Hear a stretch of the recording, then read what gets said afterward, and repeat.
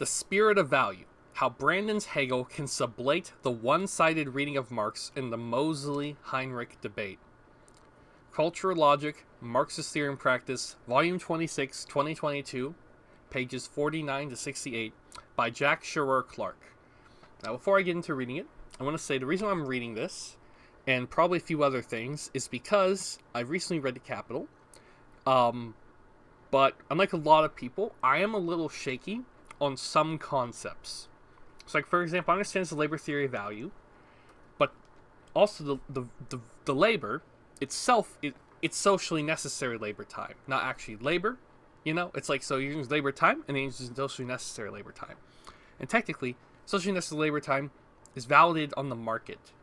So, the relationship between labor and the market and deciding value, I don't feel it's completely one-sided.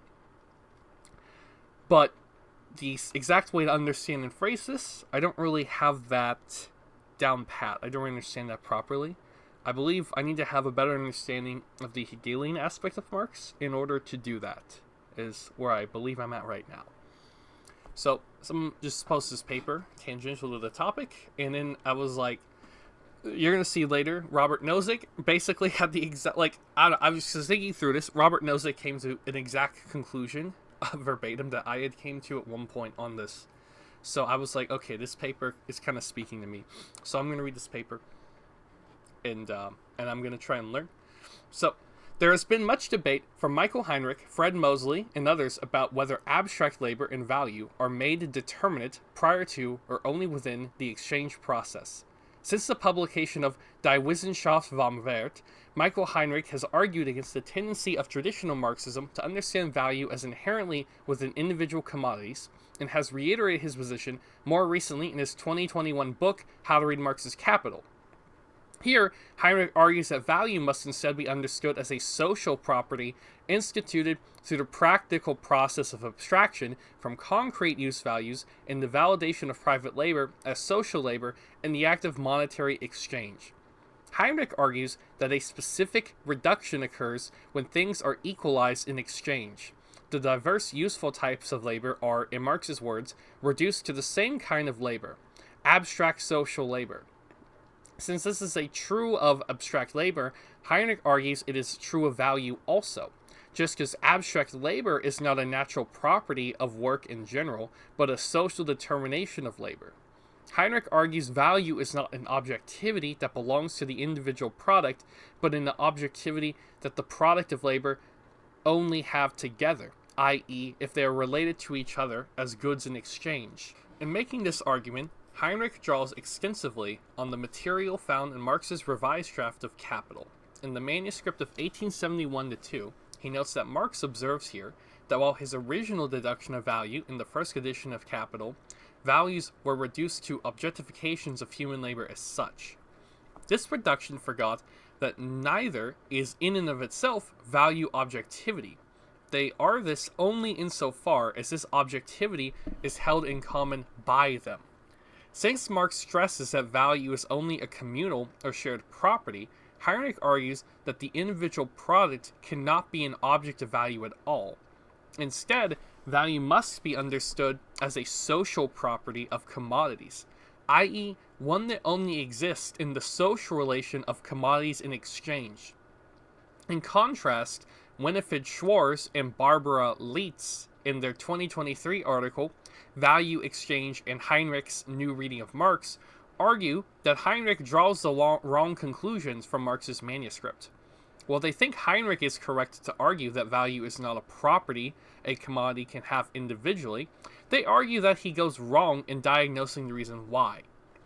The key insight of Marx's manuscript is not that the equation of labor in exchange institutes the property of abstract labor or value, they argue, but rather that commodities are just commensurable in exchange for the first place only because they are already embodiments of abstract labor as their common social substance.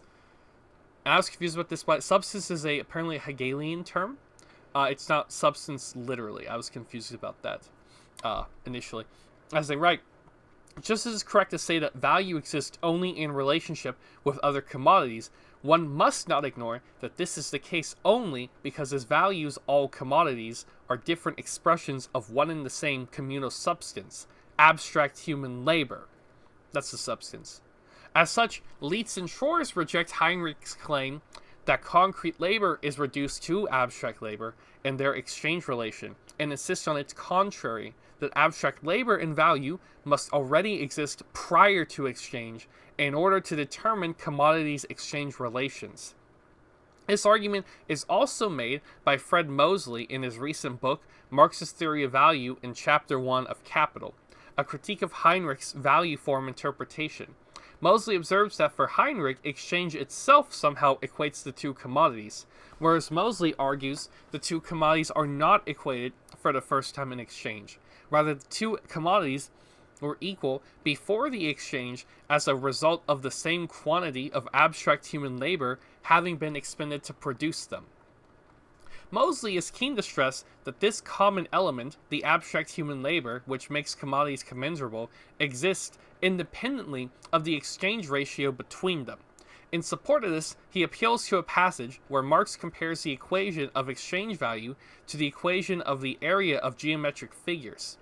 As Moseley argues, this illustration contradicts Heinrich's interpretation of Marx's theory of value, in which the common element is created in exchange itself, since clearly the area of geometric figures is not created by a comparison between them. In addition, while Heinrich places great emphasis on the exchange relation as the basis for deducing abstract labor, Moseley argues that in his exposition of abstract labor, an act of capital is not mentioned in Marx's sentences. This, however, is not strictly true. In Capital, Marx states that it is only by being exchanged that the product of labor acquire a socially uniform objectivity as values. Moreover, in the 1871-2 manuscript, Marx states explicitly that the reduction of the various concrete private labors to this abstract of the same human labor is only realized through exchange, which actually equates the products of various labors. These passages seem conclusively to support Heinrich's view. On the other hand, passages can also just as easily be quoted which appear to support the opposite view. For example, at the beginning of chapter 3, Marx writes that it is not money that renders the commodities commensurable. Quite the contrary. Because all commodities, as values, are objectified human labor, and therefore in themselves commensurable, their value can be communally measured in one and the same specific commodity, money. Marx's value theory therefore appears to be marked by contradiction.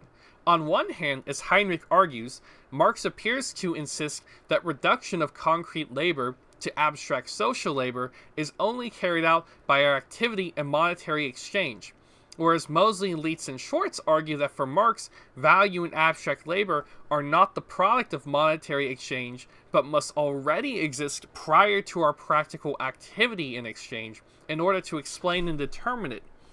I argue this tension cannot simply be ignored or dismissed. Rather, the tension in Marx is real and not alone in bringing it to light. To make a comment here, yeah, that's why I'm kind of confused too. I feel like there's a sort of contradiction, at least in how things are being phrased, and I think this might be intentional because so I think the general immediate intuitive understanding of Marx's writing is kind of Kantian in nature, where it's almost like he's positing this phenomenal world of the structural relations, the base, and then this noumenal world of the superstructure. But he's not simply just doing that, because he's saying we come to know the base through the superstructure, like how Hegel says, we can see I might have this mixed up, the noumena through the phenomena, and in a way the phenomena, really is the noumena, in the same way the kind of the superstructure, really is the base. And the base, more or less, actually, is kind of a negative, contradictory element of the superstructure that shows how it sees beyond itself. That's what I think Marx is getting at. But, if there's a contradiction kind of in this, I think that's kind of intentional, because ultimately a contradiction isn't something that can't possibly be true. A contradiction refers to a real, well, I'm trying to think of a word besides contradiction, but like contradictions are real, and they're found within, like, you know, the system that we live in, and they'll be in, you know, in various other systems that we've lived in historically. So contradictions are actually real things, and I think that's why there's this tension in it. That's kind of, but because, you know, naturally, I don't think, you know, most people kind of think of things dialectically. I'm like, it's taken me quite a bit of effort to even get to this point on it. It's kind of hard to, you know, to see contradictions not as, you know, things that are necessarily false or need to be resolved, but as tensions that exist. It's hard to think through it, you know, logically. But anyways, back to this. In Anarchy, State, and Utopia, Robert Nozick similarly pointed out that the apparent self-contradiction in Marx's theory, value theory, between the determination of value in terms of socially necessary labor time and the role of the market exchange in determining value. In Chapter 1 of Capital, Marx asserts what exclusively determines the magnitude of value of any article is the labor time socially necessary for its production. However, as Nozick observes, Marx also acknowledges here that nothing can be a value without being an object of utility, and that only the act of exchange can prove whether labor is useful for others. As such, while Marx asserts that the value of a commodity is determined by the labor time socially necessary for its production, he also asserts that what labor counts as socially necessary is itself determined by market exchange. We can see this spelled out in his own words in Chapter 3. Here Marx asks us to suppose that every piece of linen on the market contains nothing but socially necessary labor time. In spite of this, Marx argues that all these pieces, taken as a whole, may contain superfluously expended labor time. If the market cannot stomach the whole quantity of the normal price, this proves that too great a portion of the total social labor time has been expanded in the form of weaving. The effect of this, same as if each individual weaver had expended more labor time on his particular product than was socially necessary. Consequently, Nozick observes that when it comes to determining which labor is value producing, what is socially necessary, and how much of it will be determined by what happens on the market. Nozick concludes that from this, there is no longer any labor theory of value left in Marx, since the central notion of socially necessary labor time is itself defined in terms of the processes and exchange ratios of a competitive market. Yeah, exactly. That kind of mirrors something Marx says in Volume 3, and when I got to that, I was like, huh. I don't know. And now this is, I think, this is a misunderstanding. I think I already explained kind of why this is a misunderstanding, but it is interesting that one can come to this conclusion from it. Nozick clearly sees a contradiction here and believes that Marx cannot have it both ways. If socially necessary labor time is market determined, and the labor aspects of socially necessary labor time falls out entirely as an explanatory factor in the determination of value, Nozick takes Marx's admission that market exchange determines value, therefore, as contradicting what he takes to be Marx's endorsement of the labor theory of value. While I believe this conclusion is based on the misreading of Marx as simply adopting and refining the Ricardian labor theory of value, it is nonetheless insightful and bring to light a dichotomy that has long been imposed on value theory by the conceptual horizon of modern bourgeois thought. That is, Nozick assumes that there are only two mutually exclusive options in value theory. Either Ricardian labor theory of value, which understands value as reducible to the amount of labor time socially necessary for the product of a commodity. And by the way, why this is so confusing is that if you look up videos on like this topic, because I did, like to try and figure this out, you'll note that a lot of them say that. So for example, Hakim's video says this. He has a video on this topic. I watched this as because I was like researching this. That's how I found this paper and stuff like that. Hakim literally describes that. He gives the Ricardian analysis of it, which is kind of an ironic repeating of history. Or neoclassical theory, which reduces value simply to the market that a commodity sells for. While the same assumption cannot necessarily be claimed of Heinrich, Moseley, and Leitz or Schwartz, it is similarly the case that these authors see only two options. Either value is determined in exchange, or it is already present in production prior to exchange, and determines our exchange relations. These positions are directly opposed, but nonetheless each share the common assumption that either value determines our practical activity in exchange or vice versa. Such accounts, I argue, are necessarily one-sided, since they either assume that value is socially constituted in exchange, while leaving unintelligible how value determines and dominates our practical activity, or they assume that value determines our practical activity in exchange, while leaving unintelligible how it is socially constituted, leaving them vulnerable to neo-Ricardian or trans-historical conceptions of value. Each position, I argue, is unable to account for the reciprocal dependence between value and our socially practice necessary for making the social institution of value as a normative category intelligible. And this seems to be the main crux of the paper. So that's a very important paragraph. To overcome this apparent impasse and to make intelligible the reciprocal dependence between our practical activity and value, I argue it is helpful to turn to readings of Hegel, which can be helpful to dissolve this dualism. In particular, Patrick Murray has argued that Hegel's logic of essence possesses the conceptual complexity needed to understand Marx's theory of value and money. And similarly, I seek to argue that the value-price relationship can essentially embodies the logic of essence, and that understanding Marx's categories in these terms can help to express the dialectical relationship or reciprocal dependence between our practical activity and value necessary for articulating a normative pragmatics of value. Perhaps surprisingly, Moseley argues that Murray's claim that Hegel's logic of essence is essential to Marx's theory of value. In particular, Moseley observes that in Chapter 1, Marx writes that exchange value cannot be anything other than the mode of expression, the form of appearance of a content distinguishable from it, and he draws attention to Heinrich's commentary in the passage. Heinrich writes, "Our speaking of content in form of essence might remind readers who are versed in philosophy of the distinction between essence and appearance that plays such an important role in Hegel's philosophy.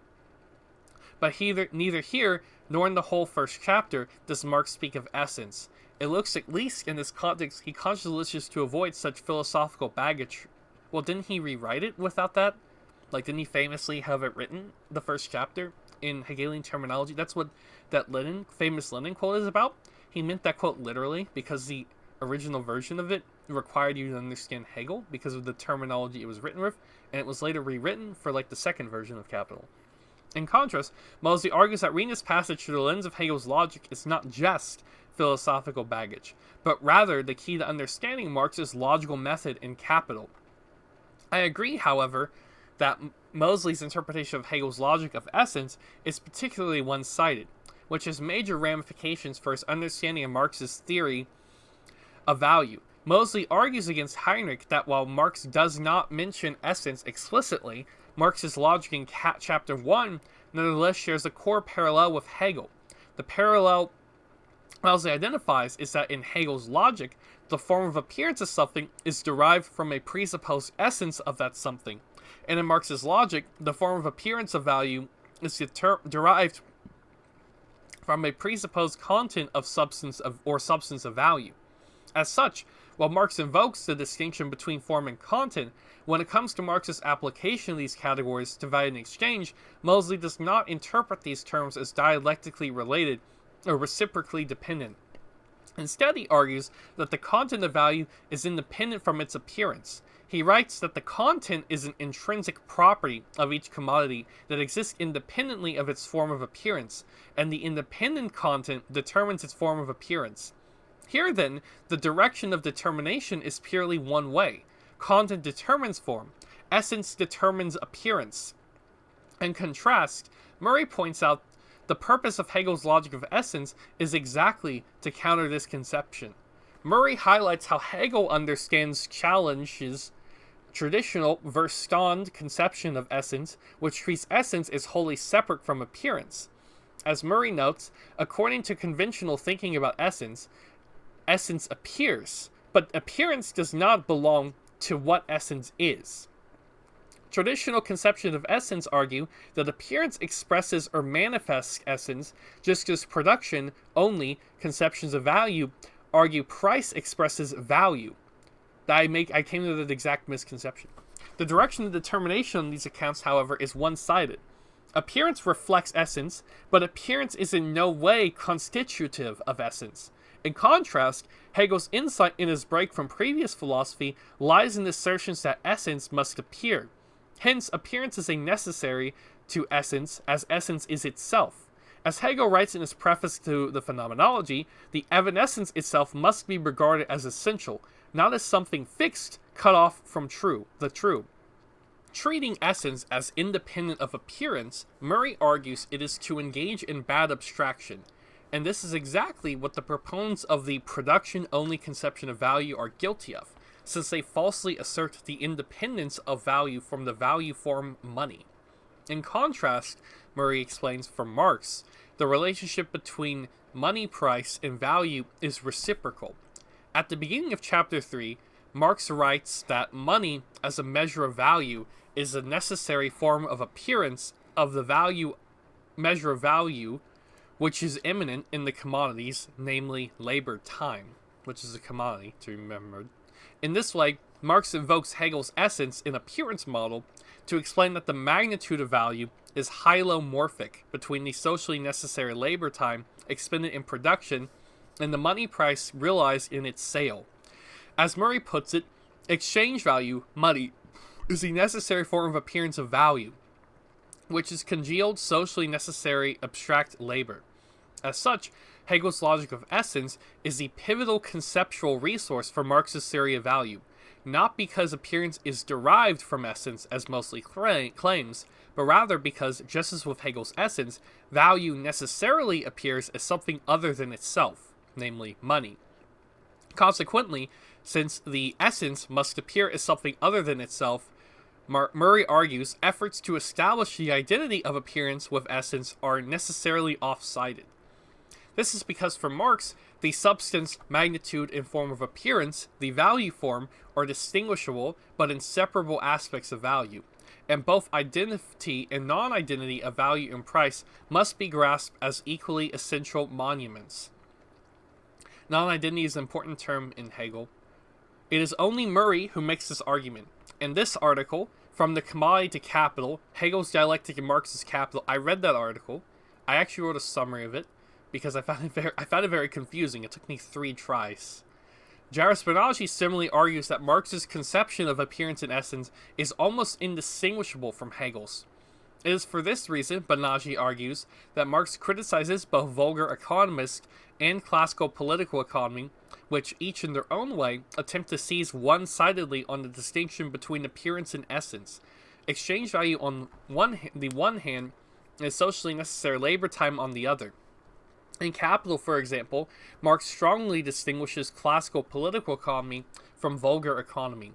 He writes that by classical political economy, I understand that economy, which since the time of William Petty has investigated the real relations of production in bourgeois economy, in contradistinction to vulgar economy, which deals with appearance only.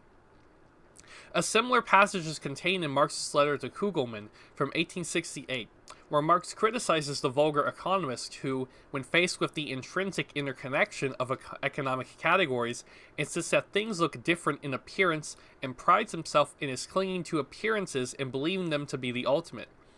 While vulgar economy only deals with appearances, however, for Marx, classical political economy is no less one-sided. As Banaji describes on Marx's view, classical political economy, which investigates those relations themselves, seeks to grasp them in opposition to their different forms of appearance. Holding fast to this law of value, classical economy says the appearances are pure semblance. Only the principles are true. And this way, it treats essence as independence of appearance. We can see this criticism of classical political economy spelled out in Marx's comments on James Mill. Here, Marx criticizes classical political economy for disregarding market prices as inessential. As Marx writes, Mill commits the mistake, like the school of Ricardo in general, of stating the abstract law without the change or continual supersession of this law through which alone it comes into being.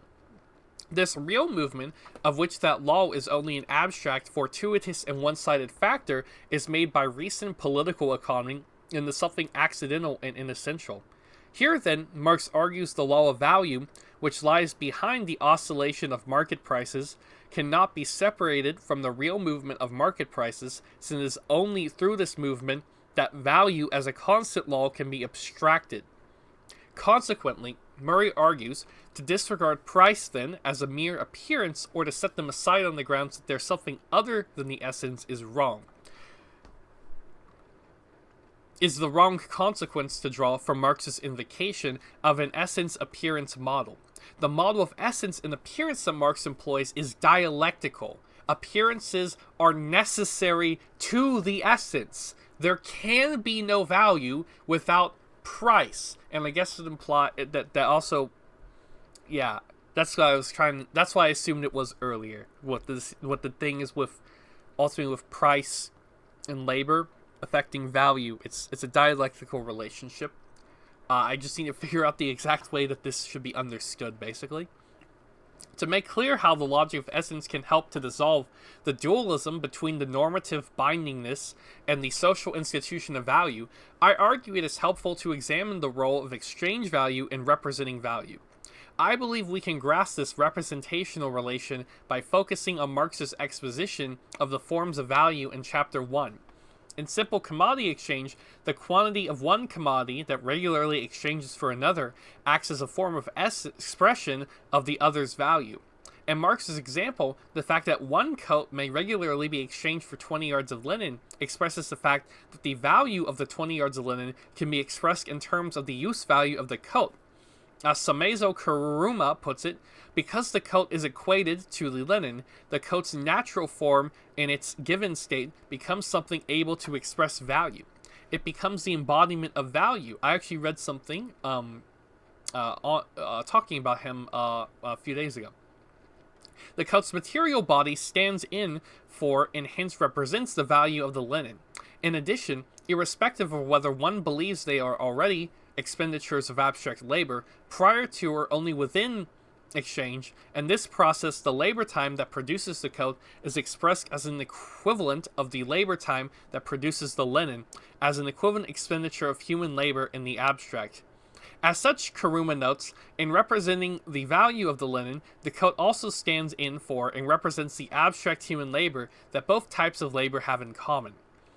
When one commodity's use value represents the value of another in this way, Marx calls this the equivalent form of value. This form also contains the possibility of another, however, for while we may express the value of the linen in terms of the coat, Marx observes we can also express the linen's value in terms of the innumerable other members of the worlds of commodities. And this equation can only be reversed so as to express the indefinite list of other commodities. Values in terms of the linen. Marx calls this the general form of value, which imposes the character of universal equivalent on the linen. When we do this, he writes, the new form we have just obtained expresses the values of the world of commodities through one single kind of commodity set apart from the rest. Through the linen, for example, and thus represents the value of all commodities by means of their equality with linen. By this form, commodities are, for the first time, really brought into relation with each other as values or permitted to appear to each other as exchange values. When the value of commodities is universally expressed in terms of a universal equivalent or money commodity, value as a property becomes properly determinate, since by making each commodity directly quantitatively comparable to each other, it enables them to express their interrelation as components of the total social labor of society. In this way, by tracing the form of value from the equivalent form in simple commodity exchange up to the money form of value, Marx demystifies the money form. As Marx, as Kuruma writes, perceived that the expression of value in money, 20 yards of linen equaling gold of 2 pounds, there is nothing more than the developed form of the simple value form, 20 yards of linen equals 1 coat. Just as a coat represents the value of a particular commodity, linen in this equivalent form, money is representational of the value of commodity and hence the representation of the abstract human labor, or necessary aliquot part of the total social labor of society that each commodity's production represents. Consequently, Marx refers to exchange value as the necessary mode of expression or form of appearance of value. That really tricked me up, especially early in Capital, what he was saying about basically the relation between value, exchange value, and use value. And then basically I just kind of settled on the, more vulgar understanding of it, of exchange value equals value. But it's not, that's not really what he's saying though. It's just, that's just kind of what I latched onto basically, because it was very difficult for me to, to get into that, knowing much about econ. He argues that since exchange value is the necessary mode of expression of value, the difference between the two is difference between what is represented and the mode of representation of what is represented. In a generalized commodity-producing society, commodities' homogeneity, and commensurability as value is represented via the homogeneity and commensurability of money exchange values. This representational dimension of value is also acknowledged by Diane Elson in her essay, The Value Theory of Labor. Here she argues that while Marx states that the value of commodities regulates the proportion in which they exchange, it would be a mistake to interpret regulate in terms of relation between a dependent and an independent variable. That's how I interpreted it. Damn. Rather, we should understand it in terms of the way in which inner character of some form regulates its representation at the level of appearance, its reflection. I agree with Elson, and I argue the fact that exchange value represents value is essential for grasping the normative compulsion that value exercises over our practical activity in exchange. This is because a representational relation must be grasped as a normative relation. As Robert Brandom argues, Hegel follows Kant in undermining representation in this way.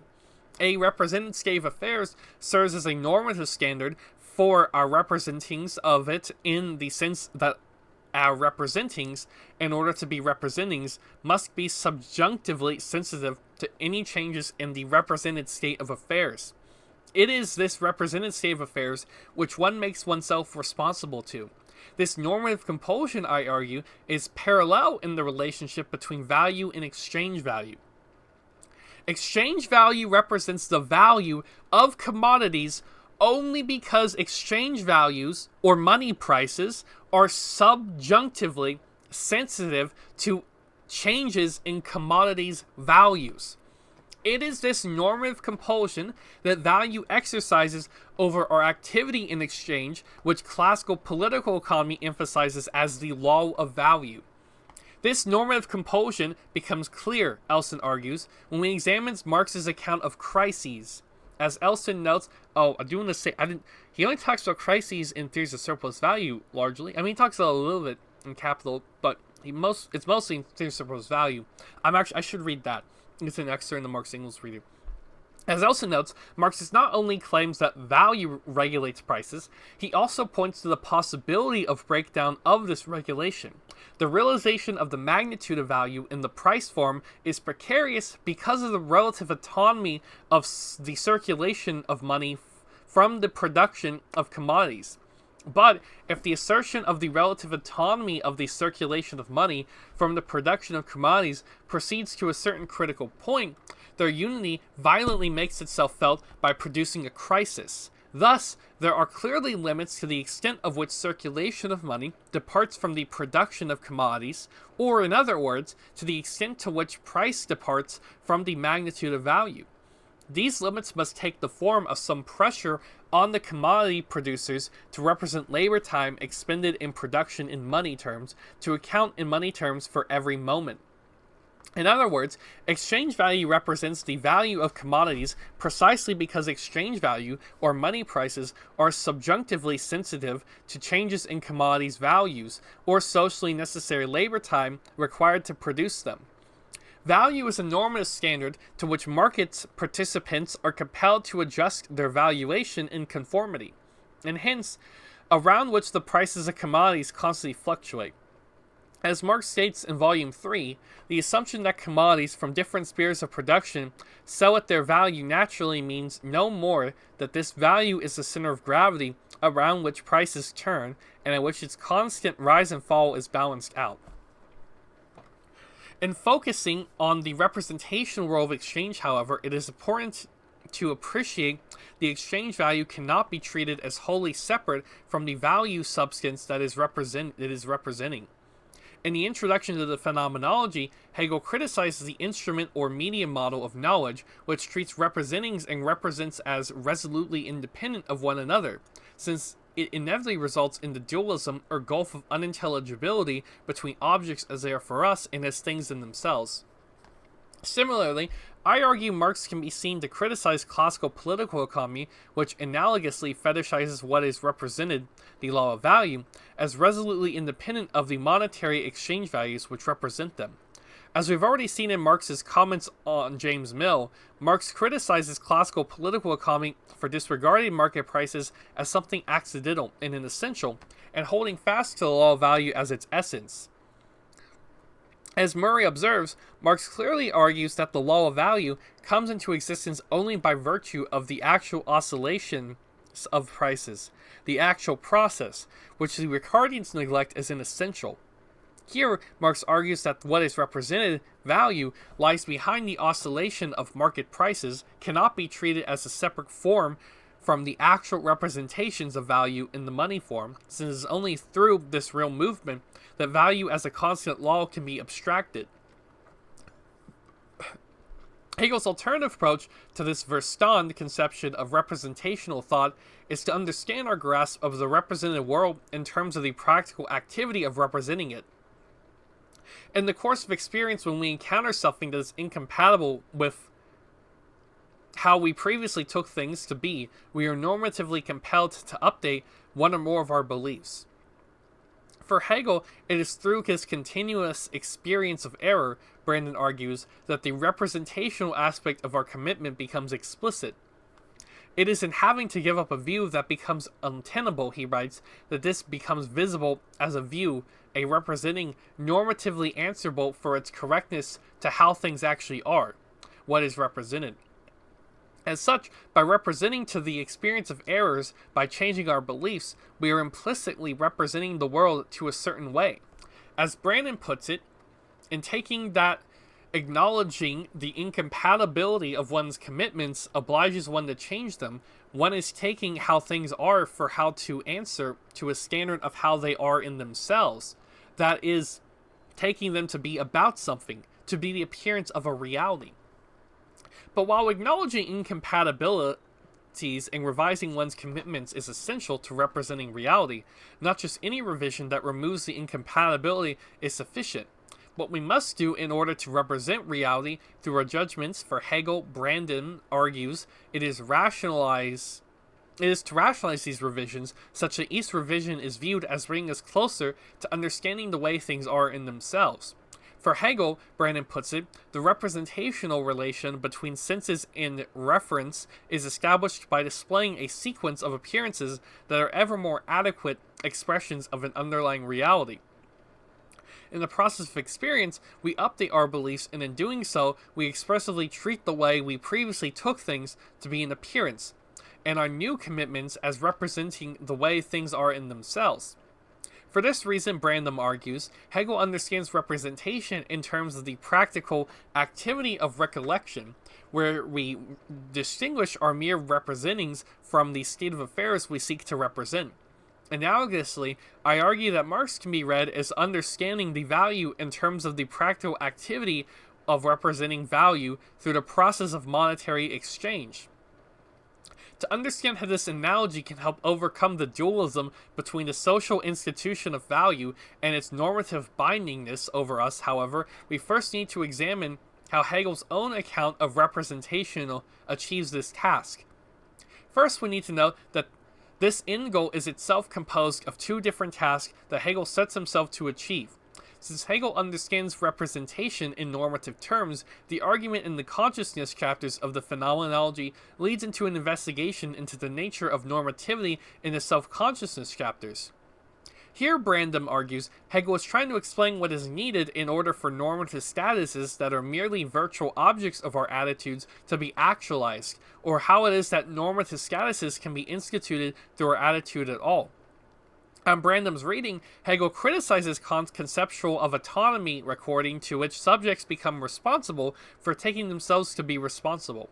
For Hegel, Brandom argues, the Kantian insight into the role that self-directed attitude plays in institutive existing normative status might be reconciled with the insight that normative statuses are at base social statuses.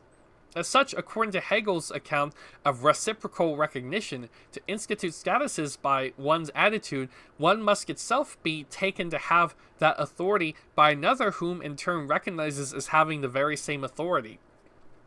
Just as Hegel examines normative statuses as social statuses, Marx does not take the normative presupposition of capitalism for granted, but similarly analyzes them as social statuses.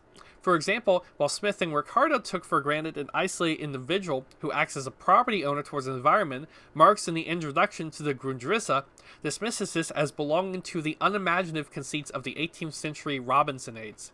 In Capital Chapter 2, Marx recognizes that commodity exchange presupposes that individuals behave in such a way that each does not appropriate the commodity of the other and alienates his own, except through an act to which both parties consent. The guardians must therefore recognize each other as owners of private property.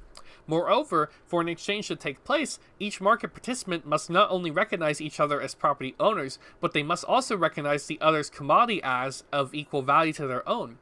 Otherwise, one or the other will not be able to agree to the transaction. Heinrich emphasizes that it is in this mutual recognition of private labor which verifies the concrete labors that went into producing the commodities of social labor. He argues that in commodity production, labor is spent privately and only receives its social character by its recognition as a component of the total social labor afterwards in exchange. He is by no means the only one to make this claim. As Matthew Smelton notes in his article, Marx's normative understanding of the capital system, recognition is an essential component of a commodity-producing society, since under capitalist production, workers not only produce use values, but use values for others. And therefore, their status as useful is mediated by the normative attitude of the acknowledge or recognition. Similarly, Peshit Lekitki Jasambum describes how in a commodity-producing society, the social relation between independent producers is realized through the exchange of their product. Hence, the exchange of their labor and mutual acceptance of other labor as useful. Just as Hegel argues that normative statuses are only instituted through subjects, normative attitudes of reciprocal recognition, so too we can see how the above analogy supports the claim that values as a normative category is only instituted through subjects' mutual recognition of private labors as socially necessary in the process of market exchange. In the self-consciousness chapters, however, and moving to examine the nature of normativity and recognition, Brandom argues Hegel was trying to do two things. First, to specify the practical conditions in which normative statuses are instituted through our normative attitudes when suitable socially complemented, and second, to say how and in what sense the statuses are institutionally socially by suitably complemented attitudes, transcend the attitudes that institute them so as to serve as standards for assessment of the correctness of attitude towards them. When explaining the attitude dependence of normative statuses, Brandom places emphasis on pragmatics of understanding normative statuses in terms of the practical activity of subjects. To understand the status dependence of normative attitudes, Brandom in contrast argues that we must turn instead to semantics. For Hegel, the semantic relation between senses and reference, appearance and reality, is established by the process of recollection. During the experience of error, when we find ourselves with beliefs that conflict, the compatibility in our attitudes must be resolved by updating our understanding of what is really incompatible with what and what really follows from what. It is through these retrospective revisions that the distinction between what is right and what seems to be right to the subject whose contentful commitments are at issue is made explicit. Viewed semantically, this is the distinction between sense and reference, appearance and reality. Viewed pragmatically, however, this is a process in which our normative attitudes are revised in conformity to normative statuses. For this reason, Brandom observes that there is a deep connection between this account of the processes by which content is determined and the relation between normative attitudes and normative statuses. In particular, what this account allows us to see, Brandom argues, is that the question of how normative statuses can constrain our normative attitudes is already answered by how we recollectively discern presentings from representatives. This is because the status dependence of normative attitudes exists in recollection just expresses the pragmatic that subjective must engage in order for them to take their commitments to be representing an underlying reality. As such, Brandom explains, the story about noumena and phenomena in terms of recollection is accordingly the form of the story about status dependence of attitudes. Similarly, I believe, the questions of whether our attitudes in exchange can be transcended, whether our beliefs towards commodities' worth is answerable to a normative status of values which transcends them, is already answered by the representation of value in monetary exchange. In his letter to Kugelmann, Marx emphasizes that since in bourgeois society there is no conscious social regulation of production, the rational and naturally necessary asserts itself only as blindly working averages. The result of this is, we have seen, Marx argues in his comments on James Mill, is that it's only through the real movement of market prices that the law of value as an essence asserts itself. As Murray puts it, Marx argues that the law of value comes into existence only by virtue of the actual oscillations of prices. How does this assertion of value occur? In the Grundrisse, Marx clearly spells out this process. He writes that market value equates itself with real value by means of its constant oscillation, never by means of equation with real value, as if the latter were a third party, but rather by means of constant non-equation of itself, as Hegel would say, not by way of abstract identity, but by constant negation of negation, i.e. of itself as a negation of real value. What does it mean to say that value equates itself with real value only by means of constant non-equation or negation of itself as real value? I believe Marx is stating here that the discernment of value through the constant oscillations of prices occurs through the same mechanism as Hegel identifies in the discernment of representeds from the representing via the experience of errors. Value is actualized by the reciprocal recognition that Heinrich identifies of private labor time as socially necessary in the process of monetary exchange. It is, however, this perspective that grasps the social institution of value by our practical activity. However, just like in Hegel's dynamic notion of experience, competition forces exchange relations to constantly change, and when a price of a commodity changes, the exchange value that was treated as the value of the thing in itself is revealed to be an appearance, and the new exchange value is treated as the correct value by being treated as a normative standard to which all parties are compelled to adjust their valuations in conformity. Actually, I'm going to interject because I kind of feel like I am being a bit elitist, possibly, by not explaining this terminology. So I'm just going to try to explain all the Hegelian and other terminology in this, because it can be a little confusing. So there is the essence, which is the underlying reality of what something really is. There's the appearance, which is how it shows up and how it appears. Okay, so for example, gravity is an essence, and the appearance is objects falling. And Marx's essence is the value, socially necessary labor time, and the appearance is the price in exchange. But also this is a little confusing because value form is the appearance and social labor is the essence as well. So in pre-Hegelian thinking, appearance reflects essence, but it does not affect it, okay? But for Hegel, the essence only exists through its appearance. Value does not exist behind price like a hidden substance. Value only exists through price, exchange, and money. Okay, and also, essence must appear, okay, which means that a social reality is only a real if it actually shows up in practice. So value must appear as money prices, otherwise it's not real. Okay, and then there's two other things. So understanding separates things rigidly. It thinks in either or. Example, either value comes from production or value comes from exchange. Okay, and the other one is through reason. It just sees contradictions as necessary and unifies. It thinks both /and, value is both produced and realized in exchange, okay? And this paper is arguing that Marxists like Heinrich and Moseley, even though they're in different positions, are ultimately stuck in Verstand, and Marx properly read is, Vernunft, reason. Okay, and then dialectic.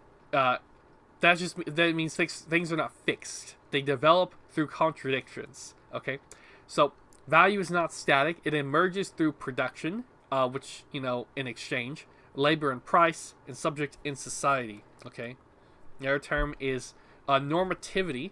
This is also kind of a basic term, but it doesn't really come up a lot. So a norm is a rule that guides behavior. Okay, it's like language rules, social expectations, and the discipline of the market in this context.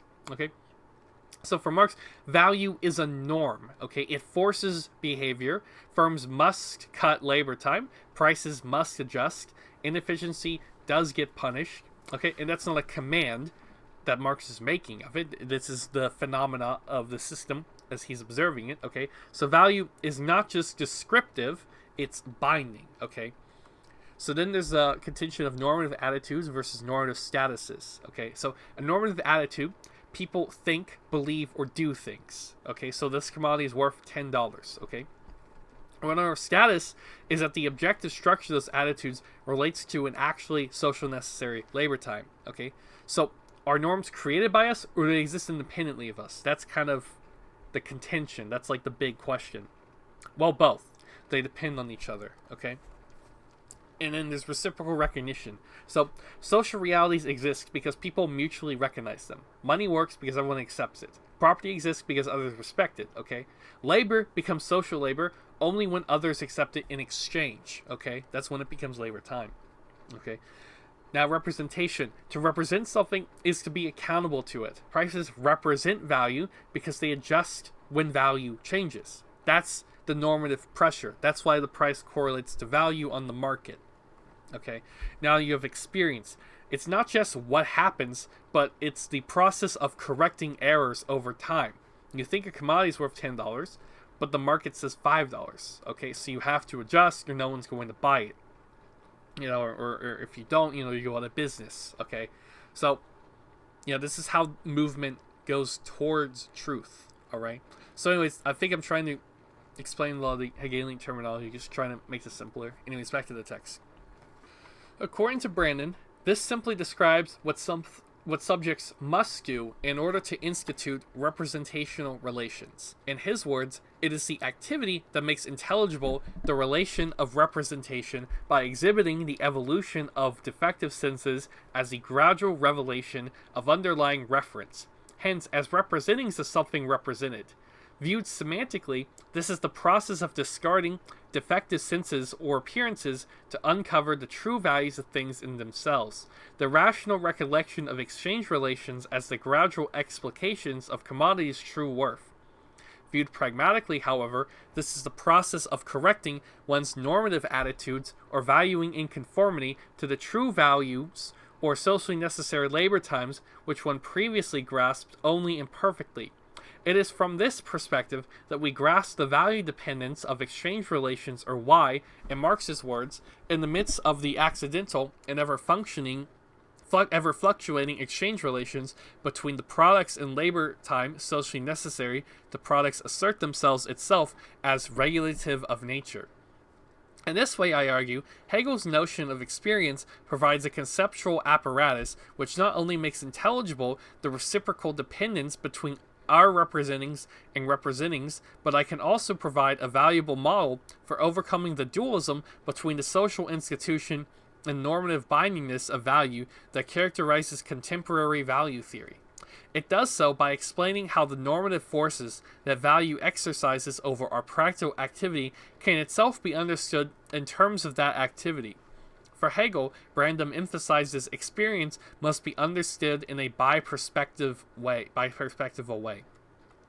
Viewed prospectively, the process of experience is one of progressively determining conceptual contents in a sense of making those contents more determinate. This is the perspective that makes visible the attitude dependence of normative statuses, the conferral of meanings by use. On the other hand, viewed retrospectively, the process of experience is one of determining conceptual contents in the sense of progressively finding out more about the boundaries of concepts that show up as having implicitly, all along, already been fully determined. This is the perspective that makes visible the status dependence of normal attitudes.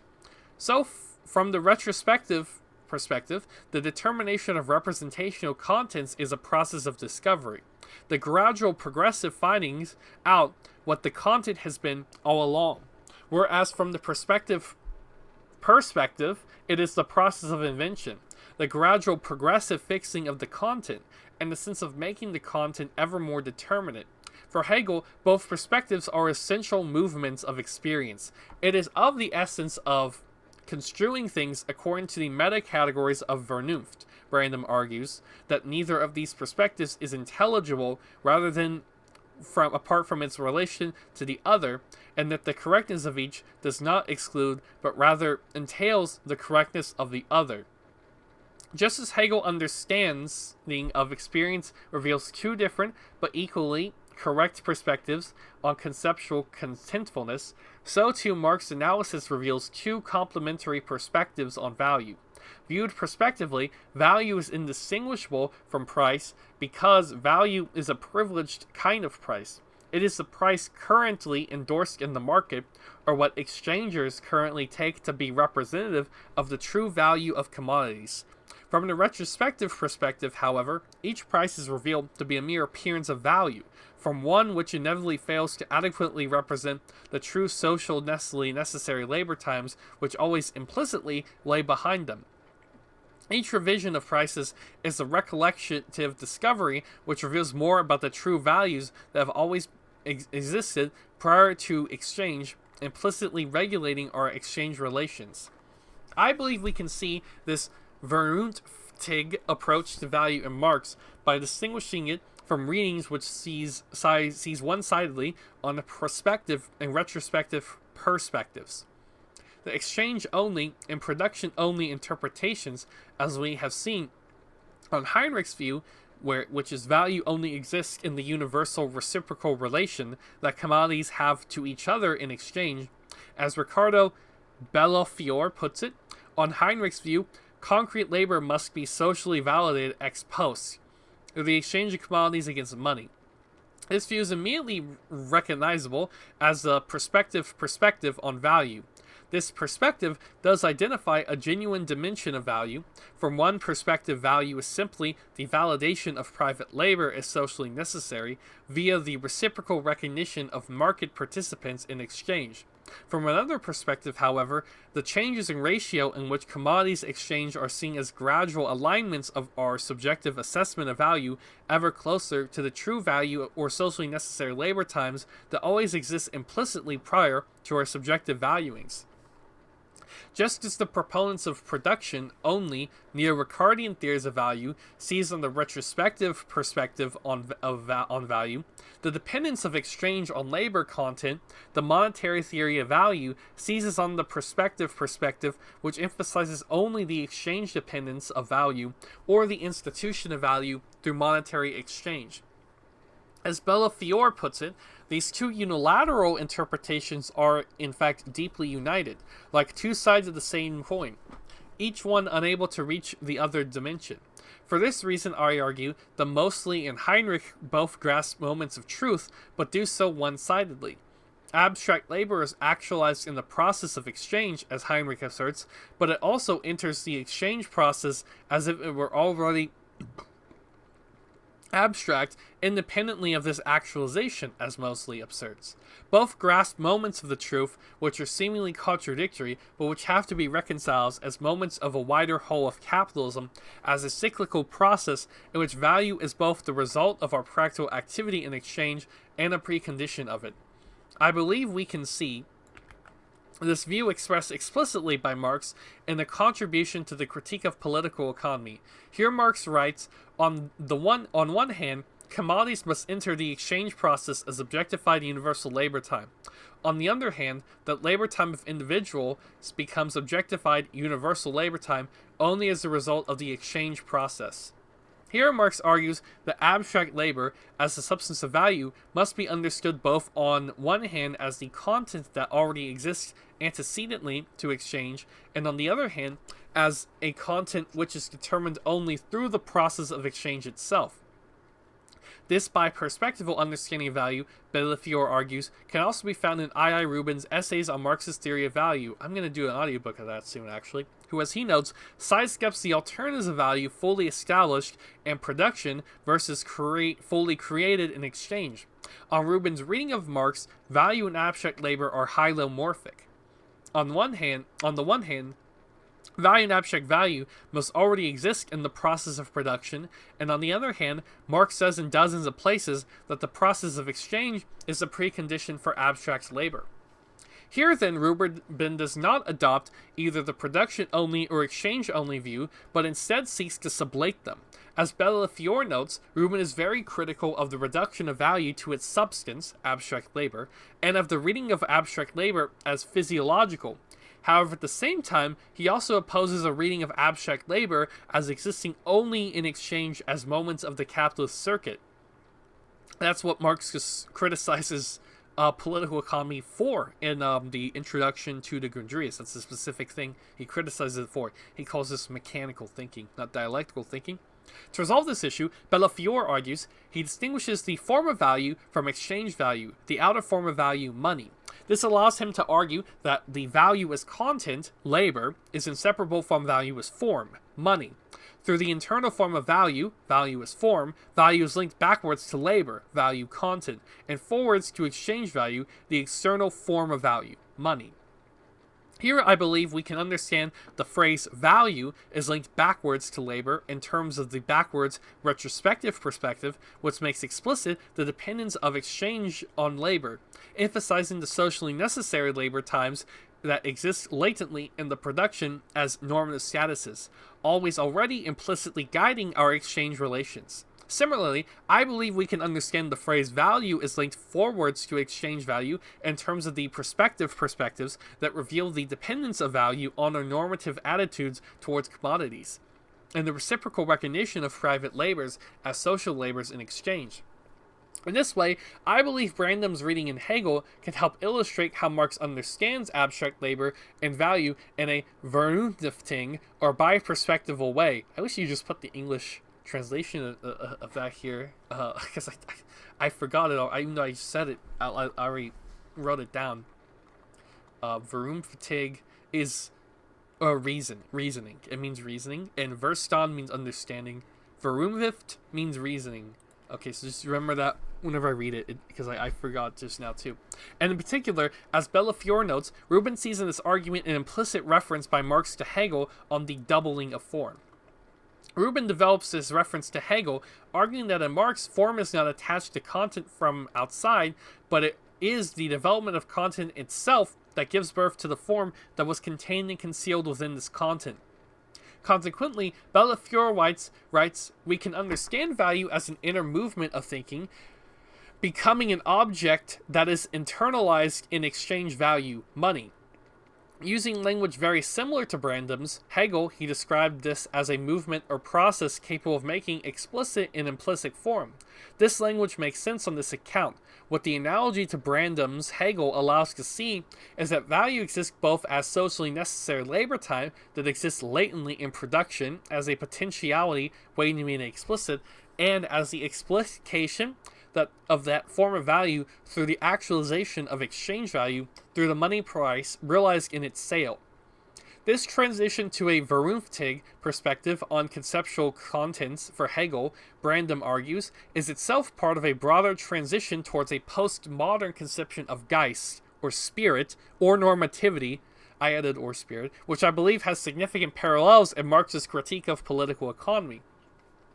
According to Brandom, Hegel sees a progression from traditional to modern, postmodern conceptions of Geist. The first traditional conception understands norms as objective. It emphasizes the status dependence of normative attitudes, treating norms as objective facts which subjects are duty-bound to acknowledge and respect through their attitudes. The modern conception of Geist, in contrast, treats normative statuses as purely subjective, emphasizing the attitude of dependence of statuses. It fails to recognize any authority or statuses over attitudes, seeing all normative statuses as man-made products of our attitude. The defectiveness of both traditions and modern conceptions of normativity for Hegel, Brandom claims, lies in the fact that traditional and modern practical understandings are alike in taking it that if forms exert authority over attitudes, then attitudes cannot exert authority over norms, and vice versa. This defective understanding of the relationship between norms and attitudes is a characteristic of Verstand, understanding, thinking. Hegel's goal, as Brandom interprets him, is to develop a metaphysics of normativity which supersedes the one-sidedness of these views. This is the move that takes us from Verstand to the dynamic success of Vernunft. Hegel talks about this move from category of independence to categories of freedom, from Verstand to Vernunft, as giving us a conceptual apparatus for both, on one hand, identifying ourselves as the products of norms, and on the other hand, seeing our activities as having instituted those norms. The question that we can see ourselves as the producers and products of norms is also a crucial question for Marx. On one hand, as we have seen, Marx appears to suggest that it is through exchange that we recognize commodities as equivalent, as bearers of equal value. As Heinrich notes, Marx states in the Additions and Changes to Volume 1 that the reduction of various concrete private acts of labor to this abstraction of equal human labor is only carried out through the exchange, which in fact equates products of different acts of labor with each other. On the other hand, Marx also states that the magnitude of value vary continually, independently of will, foreknowledge, and action of the exchanges, and that as exchangers, their only movement within society has, for all of them, the form of movement that made by things, and these things, far from being unable under their control, in fact control them. The first quote seems to imply that socially necessary labor time is a property instituted by our attitudes towards the concrete labors in exchange, while the second quote suggests that, in fact, it is socially necessary labor time which exists prior to our exchange relations and determines them. Yeah, that's the big impasse. These options characterized by the two dominant positions within current value theory, the exchange-only and production-only view. In contrast, Marx endorses both statements, but how can both these statements be true? I believe the answer can be found by noticing that this is, as Brandom reads him, the same question and the same antinomy that Hegel thinks is characteristic of modernity. The insight of modern conceptions of Geist for Hegel is that normative statuses are instituted by our practical attitudes. The rise of modernity, however, leads to alienation because it appears to be incompatible with the idea that our attitudes are dependent and answerable to norms that exist independently of them. As Brandom puts it, if we make them norms, or if they are up to us, how can we understand ourselves as genuinely bound by them? In the same way, the general question implicit in capital is how socially necessary labor time can assert itself as a regulative law of nature, which determines the proportions in which commodities exchange, if all there is to determine the labor time that counts as socially necessary is our practical attitude towards commodities expressed in market exchange. For Hegel, Brandom argues, to overcome alienation is practically theoretically to balance the modern insight into the attitude dependence of normative statuses with a reappropriation of the traditional insight into the status dependence of normative attitudes. I believe this Hegelian strategy is also Marx's strategy for reconciling the exchange dependence of value with the value dependence of exchange relations. Political economy, Marx argues, has a fetishized view of capitalism, treating value as inherent in commodities and value-creating labor as identical to physiological labor. As David McNeill argues, this is not only because their attention was focused solely on the magnitude of value. The other reason, as Marx noted, was that they treated it as eternally fixed by nature. They remained prisoners of the traditional categories. To the classical economists, the representation of labor in the form of value is not viewed as a result of social relations which arise at a given stage of historical development, but in Marx's words, appears to them as much as self-evident and naturally opposed necessity as the productive labor itself. In this way, classical political economy corresponds to traditional conceptions of normativity, and that it treats value as both natural and nonetheless binding and normatively authoritative. If there's any confusion, by the way, on that topic, Marx has talked about this in the Gurdjieff, but I found it very helpful to read Essay 1 in What is Orthodox Marxism, and Essay 3, Class Consciousness in History and Class Consciousness. It's an amazing book. Essay 1 and 3 are essential. I would memorize them if you could. And Essay 4, Reification, is also very good too, albeit it's a little boring because of how much it overlaps with Essay 3, I found. That's just a personal comment. In contrast, the economics of Samuel Bailey, as a forerunner of contemporary neoclassical economics, corresponds to the opposite moment in the logical progression. since, as Murray notes, Bailey was a determined opponent of the very idea that value is an intrinsic property of a commodity presented prior to its sale. Rather than treating value as an objective natural feature of commodities, neoclassical economics reduces value simply to market price. Here, the category value is not treated as an objective feature of the natural world, but instead as wholly determined by individuals, subjective assessments of utility. This view corresponds to the one-sided recognition of the attitude dependence of normative statuses characteristic of modernity, since in Brandon's words, the commitments characteristic of modernity are made explicit. They can take the meta-level form of utility, for usefulness comprises properties that simply reflect the relation of an objective part of human purposes. While Marx dismisses Bailey's ideas, he nonetheless acknowledges that he was able to put his finger on some serious defects in Ricardian theory.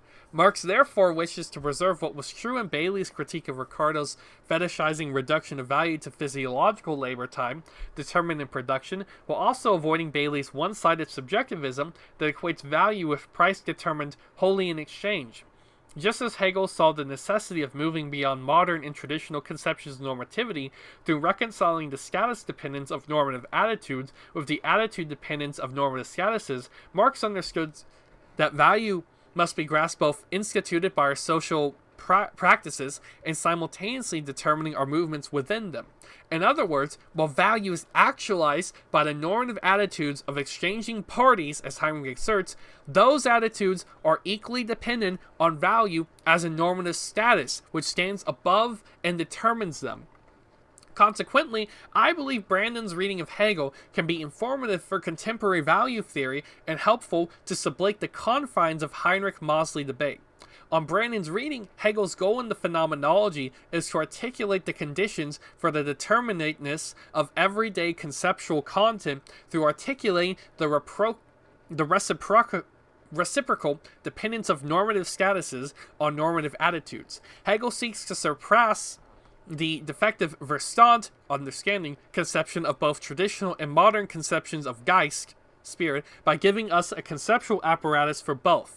On the other hand, identifying ourselves as the products of norms, and on the other hand, seeing our activity as having instituted those norms. In the same way, Marx's critical project in Capital is to provide a critique of political economy by demonstrating, in the contradiction to classical political economy, the social organs of value which is instituted under a proletarian historical mode of productive labor, which depends on the validation of private labor as social in the process of exchange. At the same time, however, he seeks to explain how that activity is itself dependent on the value as a normative status which implicitly exists prior to our attitudes. Hence the demonstration, the simultaneous value dependence of our exchange relations. What Brandom's reading of Hegel allows us to see is that the truth for both Marx and Hegel requires understanding both the perspectives as equally veridical and mutually presupposing, so that to see conceptual contents as both the result and the presupposition of our normative attitudes, and the value as both the result and the presupposition of exchange. Through demonstrating how value and our practical activity are reciprocally dependent, Marx reveals capitalism as a mode of production in which we exist as both the producers and products of value, which we are bound by norms we ourselves create. Okay, so to recap from my notes, Michael Heinrich is arguing the exchange-based view, which is that value does not exist before exchange, and labor becomes abstract labor only in exchange, and value is socially constituted through exchange. Okay, this captures the social nature of labor, the importance of money, and the validation of labor, but it can't explain why value constrains exchange or why prices aren't arbitrary. Okay. Next view is the production-based view of Moseley, Schwartz, and Leeds, and which is that value exists prior to exchange, it's determined by labor, and commodities are already comparable because they contain abstract labor. This explains why exchange ratios aren't random in the world of labor time, but it treats value as too independent and almost like this hidden substance. Robert Nozick essentially comes to a view very similar to Heinrich's, but he's saying it as a criticism of Marx, so that does raise a pretty big red flag with Heinrich's view. the classical political economy, Ricardo's view is, well, it's like, I think Ricardo's view kind of is social necessary labor time, but not nearly as precise. It's not really presented in the article in the fair light. It's just basically used as a stand-in for it. It's actually Ricardo's view. It's like things that are, I don't know. Ricardo's view seems very similar to Marx's, honestly. It's just it's not nearly as precise or well worked out. It's a little bit arbitrary how he has it. I mean, that's why it naturally kind of, extends into Marx's and influenced him. The neoclassical view is purely just the appearance. It's like a perverted version of Heinrich's. That's just normal econ, though. And then you have the view expressed by Patrick Murray, Banaji, and Elson, which is that value and price are distinct but inseparable and mutually dependent, that there's this dialectical relationship. It's just, that's a bit harder to understand. I do think that is what Marx's view is, though. And then you have Rubin and Bellafiore's view, which is that value exists both in production in the form of potential and in exchange in its actualized form. So the problem with this debate is that it assumes value must determine exchange, or exchange must determine value, when in reality, they determine each other. And it has two perspectives. The perspective looking forward position, which is that value is created in exchange and labor becomes social after the fact, but also it is retrospective. Its price reveals the underlying labor structure and value appears as if it was always there, which is Moseley's perspective. And both of these perspectives are true, is kind of the takeaway. They're both seeing one side of the circuit. Value is a normative structure that we create through exchange, but also constrains us. So we produce value while it dominates us. Think the start of 18th Brumaire, where Marx says, men create their history when as they see fit. That's kind of the dialectical view of phenomena in general, and that can apply here, because that's the way of knowing the essence through the appearance. And the important Marx quote is, on one hand, commodities must enter the exchange process as objectified universal labor time, while on the other hand, the labor time of individuals becomes objectified universal labor time only as a result as the exchange process. And that's in Contribution to the Critique of Political Economy. That's where Marx, in most clear way, expresses this dialectical kind of view that supersedes both of the kind of dominant views on this topic.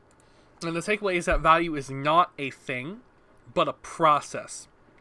It's latent in production, it's realized in exchange, it's revealed through price movement, and it's enforced through competition.